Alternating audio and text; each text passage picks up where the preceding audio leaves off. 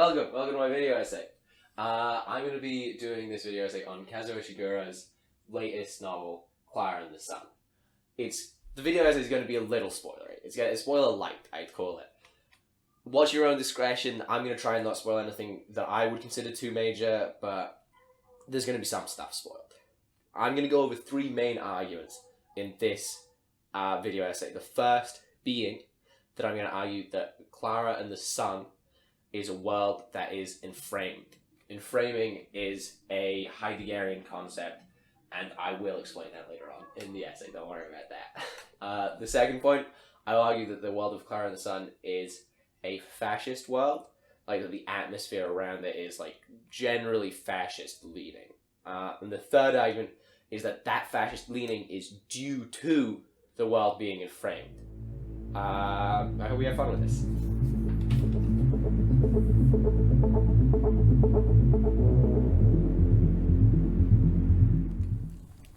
Oh, hi there. Sorry, I didn't see you come in. I'm reading Klara and the Sun, Kazuo Ishiguro's newest book. The story is about Klara. She's a robot that lives in the not-so-distant future of America. She's an AF, an artificial friend. She's designed to alleviate loneliness in teenagers. And she's bought from our store by a young girl named Josie. Now, Josie treats her very well, but she's plagued by some unknown illness caused by a gene editing process called lifting that she went through when she was younger, something imposed on her. Now, Klara finds out about this, and she decides to try and cure Josie through her own unique and complex methods. It's actually it's a really interesting book.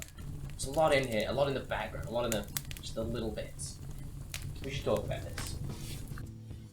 So, I want to talk about enframing in Klara and the Sun. Now, enframing is an orientation towards technology. We'll get into that later. Right now, we need to look at the society and understand how it operates and how it deals with technology. The most obvious interaction with technology in Klara and the Sun is Klara herself, an AF. She is a robot designed to stop loneliness in children. To us, that might seem strange. Children have plenty of friends. Loneliness is rarely an issue, except in quite extreme cases. In the world of Klara and the Sun, children do not attend educational institutions before college. They learn at home with tutors or with books. Now, this is because of the gene editing process. Children, most that have been lifted, are smart enough to educate themselves and absorb enough information to still be competitively viable at a higher level of education. Now, this has made loneliness into such a problem that they need to make friendship a resource that can be called on at any moment. So robots with the function to stop loneliness were created. And it's not just that they created a robot that could do that. It's a constantly improving system, constantly more complex system. Klara is a Mark II. She's a Series 2 AF. We see third generation AFs in the first part of the book. They've just released the newest iPhone on the market. The world is constantly trying to improve technology in order to solve problems that technology has created for it.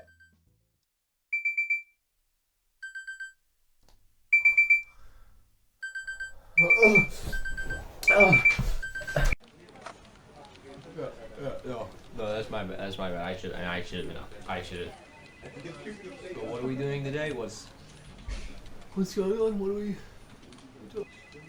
Okay, so welcome script.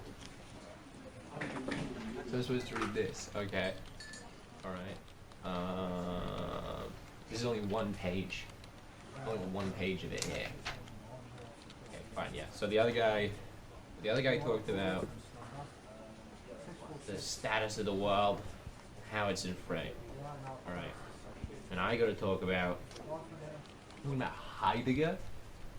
Martin Heidegger. That guy was a Nazi. He was a fascist. This is anti-fascist, right? Okay. So it's kind of like using their own power against them. It's like a fascist's philosophy, kind of counter fascism, help people spot fascism rising up, and then yeah, okay, all right, fine, okay. We can give it a go. Okay, so the first thing to understand about Heidegger's The Question Setting Technology is our current understanding of technology, right? So Heidegger says that right now the everyday understanding is that technology is a human process, and humans use it as a means to an end, a human process to do something. He uses the word Wesson, I believe. Now, what that means... Alexa? Alexa! Hello, sir. Okay, alright. Go. Wesson. Not just what something is, but what it means. That is what we have to grasp. Heidegger then talks about why we hold this notion and what it has to do with responsibility. He claims that this way of thinking comes from how we assume causes happen, like what causes a thing to be created. The assumption comes from ancient Greece, and it comes in 4 stages. 1. Causa materialis. 2. Causa formalis. 3. Causa finalis. 4. Causa efficiens. Now, in order, these causes that allow a thing to be created, to come into being, is the material used, the literal matter involved, the form or shape that the material will then become, the reason to transform, the ends that justify the means, and the tool of transformation, what allows the material to change form. Think blacksmith turning an ingot into a horseshoe. So we have this idea about how something comes forth with the causes, how it is brought forth. The term poiesis means a bringing forth. There are different types of bringing forth, such as physis, which is nature revealing itself, bringing forth a flower, and techne, that is to fully understand something, and through that understanding, bring something forth.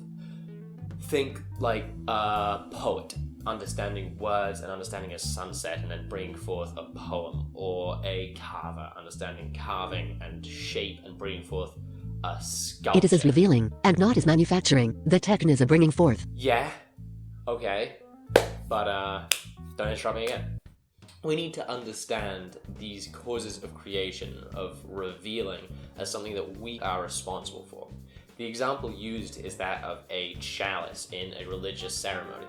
Because of the culture that we have created and our orientation to the world, we have required of the earth to provide silver, and of the silver to be formed into a chalice.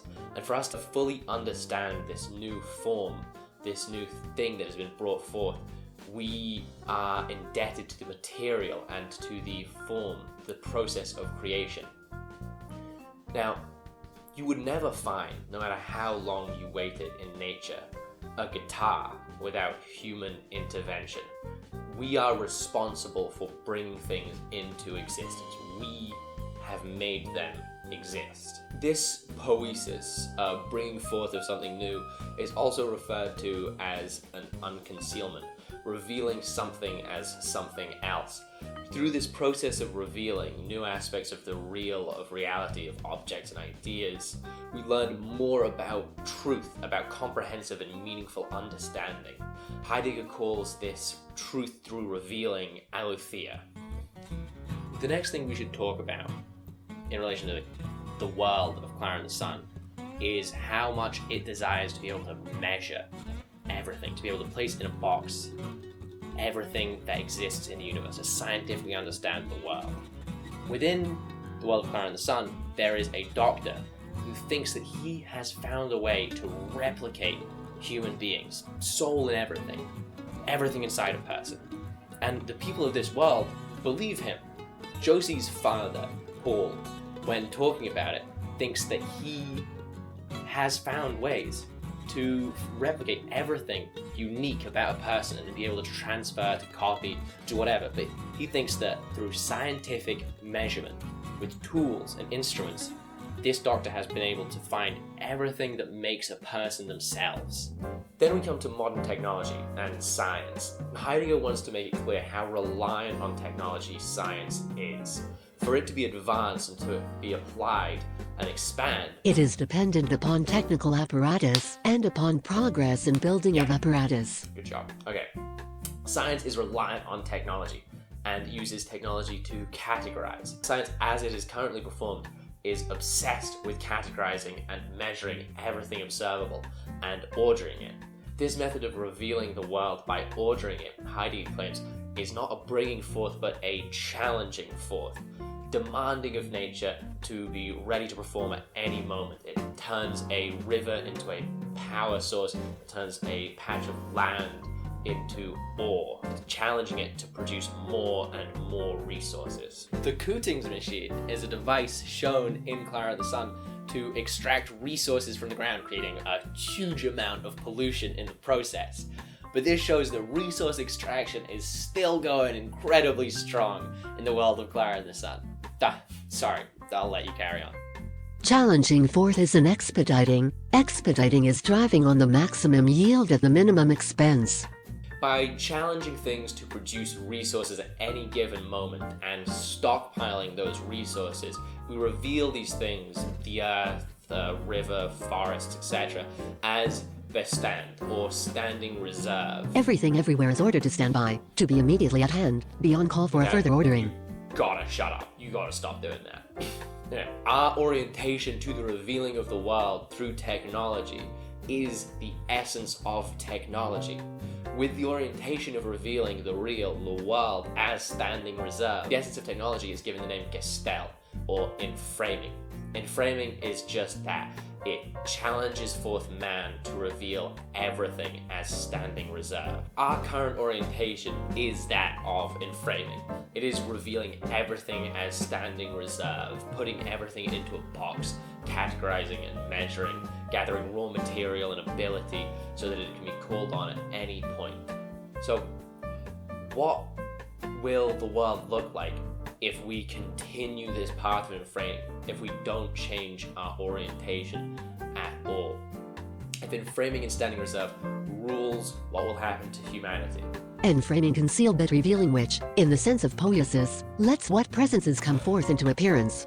Okay, fine. I've accepted it at this point. I've accepted it. Okay. We'll observe everything as a resource and only a resource. The truth, aletheia, that Heidegger says is revealed through the process of revealing will be lost completely to humanity.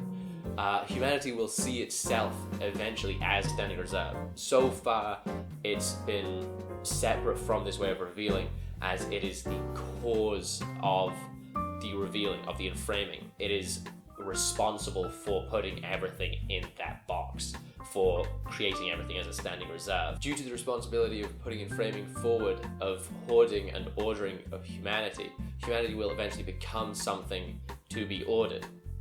Humanity will claim everything that exists only insofar as it is his construction.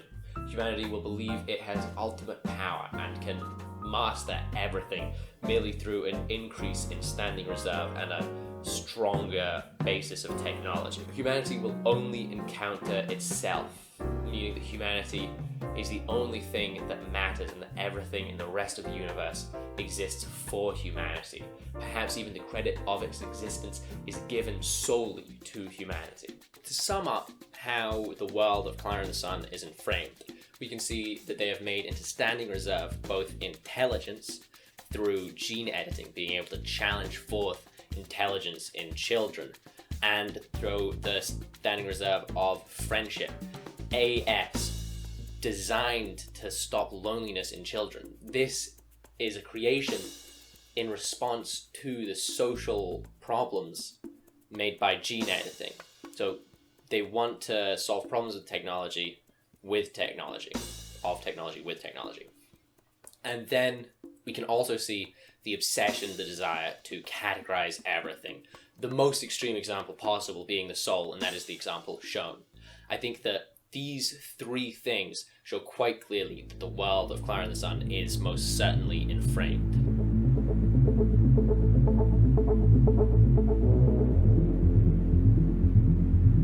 Now, to prove that the world of Klara and the Sun is fascist isn't that difficult. It's in the background, as Kazuo Ishiguro said, like it's peppered throughout, but the examples are pretty obvious, and it'd be hard not to notice while reading. The telltale signs of fascism in the book range from eugenics to paramilitary, ethnocentric death squads, and to a general shift in the political landscape to fascism. So before I start proving to you that the world is fascist, it's best to set up an understanding of what fascism is and how to look out for it. That being said, it's quite difficult to find an agreed upon definition of fascism, because in a lot of instances where fascism has arisen, it's been with different goals and different symbols and different cultures. So agreeing upon an actual solid "this is fascism" is quite hard, whereas agreeing on characteristics of fascism isn't. So I will be using 7 characteristics found in almost all fascist movements to help find out if the world is a fascist world. These characteristics are the importance of the group above all else, that the group is a victim, fear that the group's inherent worth will decay due to outside belief, to avoid decay through intense self-observation and policing, an enhanced sense of identity and belonging, absolute obedience to hierarchy and to leaders within the group, an obsession with violence.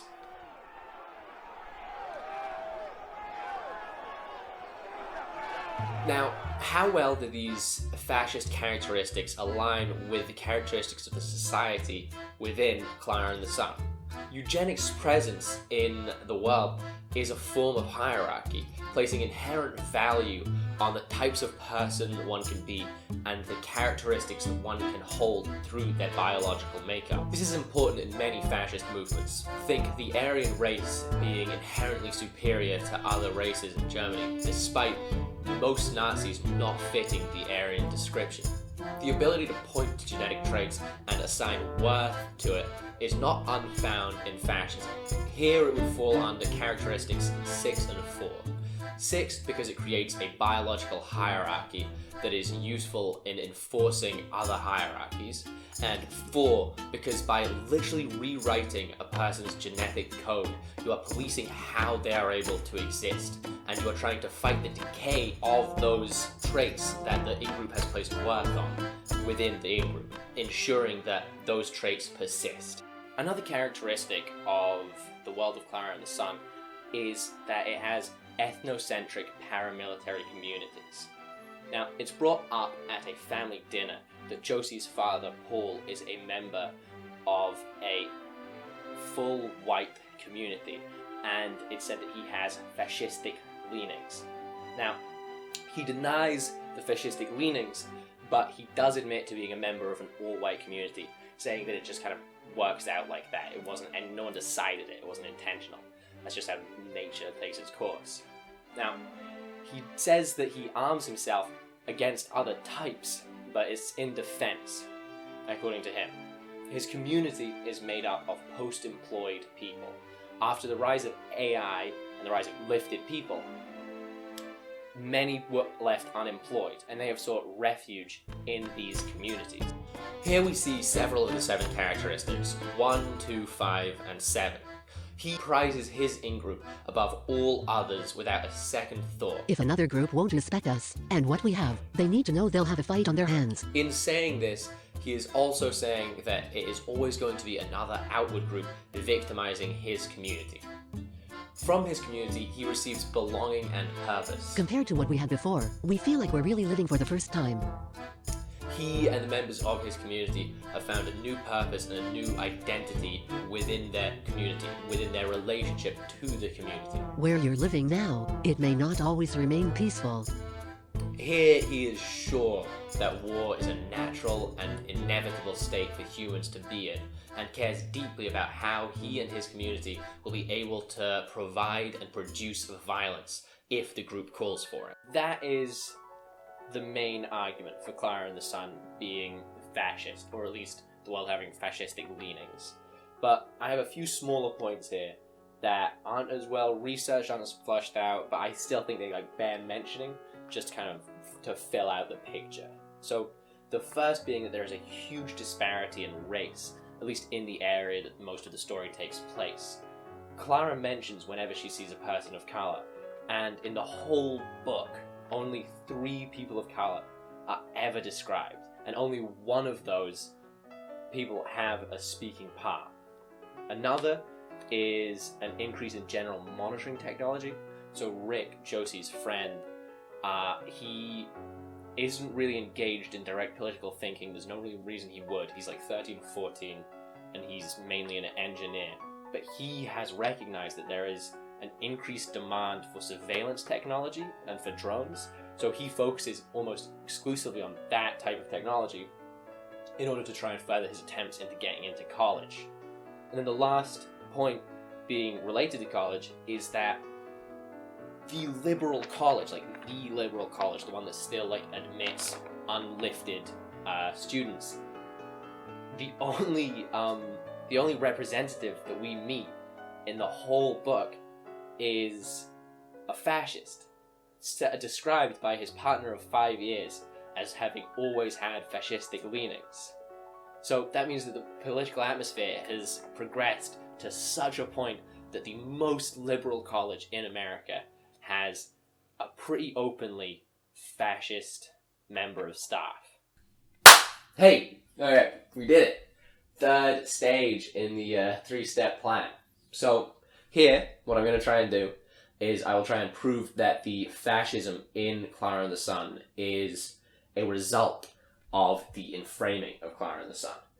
The way that I'm going to do this is I will try and match personality types encouraged by the enframing of Klara and the Sun with 9 personality types, 3 of the 9 personality types, of Adorno in his book, The Authoritarian Personality. These personality traits don't necessarily make you a fascist, but what they do is they kind of indicate how likely, how susceptible you are to fascism. So just because you match out with 2, 3, 4 of them, that you're not necessarily a fascist. It just means that you are potentially, according to the study, be more susceptible to the kind of conditioning and social pressure.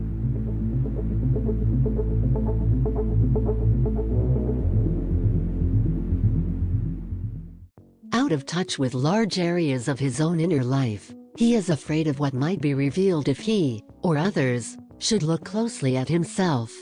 Anti-interception is a denial of one's ability to relate to the world and to themselves through feelings, fantasies, and art.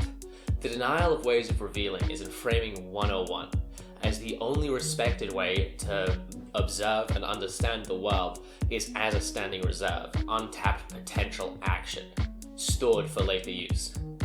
The beauty one might find in rain falling or in a fantasy is completely unimportant and unrespected.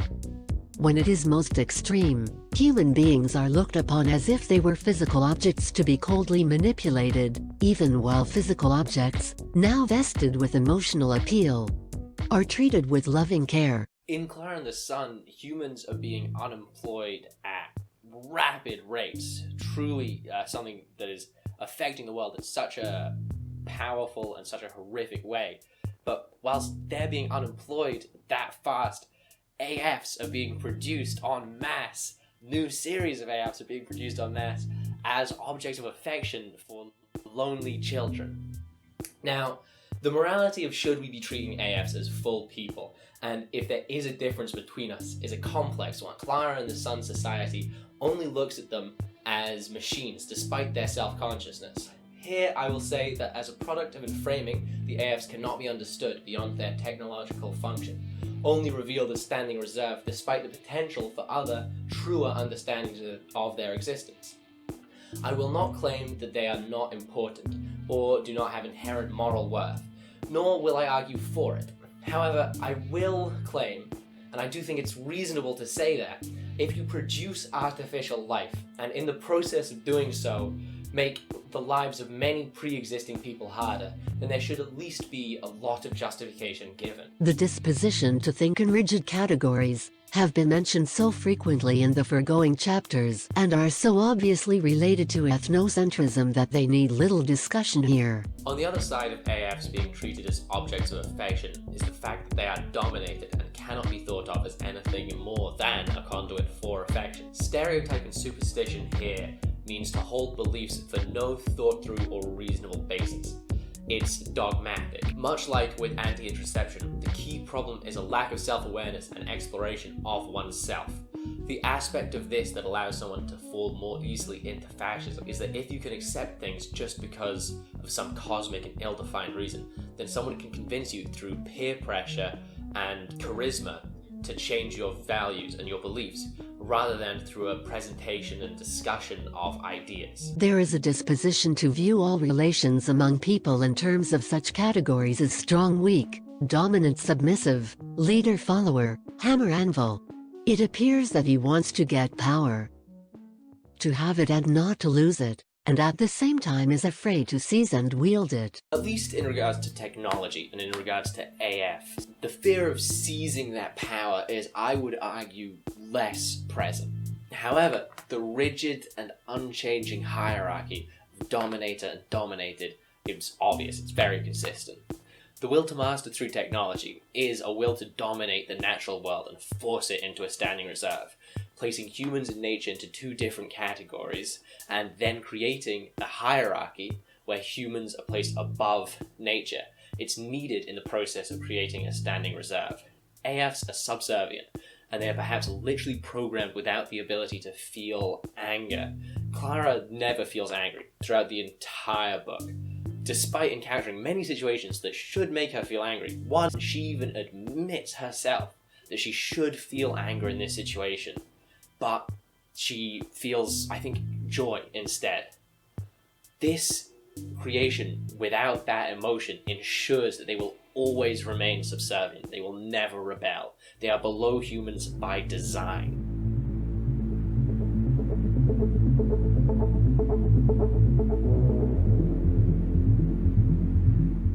I hope that I have shown reasonable arguments as to how Kazuo Ishiguro's Klara and the Sun can be read as a self-destructive future, where the enframing of humanity has led to a rise in fascist tendencies. What then am I trying to do with this essay? What am I trying to convince you of? What do I want you to take away from here, aside from a deeper understanding of Heideggerian philosophy and fascist presence in society? The other option, the option aside from the world of Klara and the Sun, the other orientation for an opportunity rather than a damnation, is shown at the end of Heidegger's question concerning technology. Heidegger places great emphasis on the fact that the world gives or gifts itself to us through revealing. Like the silver to the chalice, the world opens itself to us always, and it is our response to this revealing that determines our future. If we enframe and order and box this revealing, then we obscure truth. But if we participate in it and reflect on how the world reveals itself to us, then we can come closer to the primal truth of technology and the greater world. Recognizing our ability to manipulate nature comes the responsibility to protect and observe it. Because with great power comes great. In order to change our orientation and gain this new way of revealing the world, we must return to the original technique, art. Art still strives to understand the world and find the truth that lies just beyond the horizon, but it does not seek to control or to order the world. Art wants to take part in the process of revealing, and through reflection we may be able to escape enframing and reveal otherwise unseen truths. The idea of progress through art and its impact on the ability to help people understand things on a more comprehensive and true basis is touched on in Klara and the Sun. Josie and Rick have something called the bubble game, where Josie will draw a picture of people, a landscape, anything, and Rick will add words into it. Together, they'll create a piece of art through this process. And through this process, they are shown to understand each other on a much more deeper and a much more secure basis than any other character, any other relationship in the book. Their relationship is by a mile the strongest, and I think it is no coincidence that they share this type of revealing together. Thank you for watching. Have a fantastic day. Psych! I lied! So, that's not the end. It's not the end of the video. There's still this little bit right here. I've edited everything else. I've gone over it. Last night I went through it all. I took out my little notes and I finished editing. Tried to edit out a cough. Found out that if you try and edit out a cough halfway in it, and then you can't just move everything else there because everything's aligned with others. It was a whole thing. But it's fine. I'm fine. It's done now. So, the reason why I'm back, the reason why I'm here talking to you, is because I want to point out that what you have just watched is a process of revealing. It's a process of revealing with regards to technology and creative work and philosophy. These things coming together through me bringing them forth and producing this video essay, something new.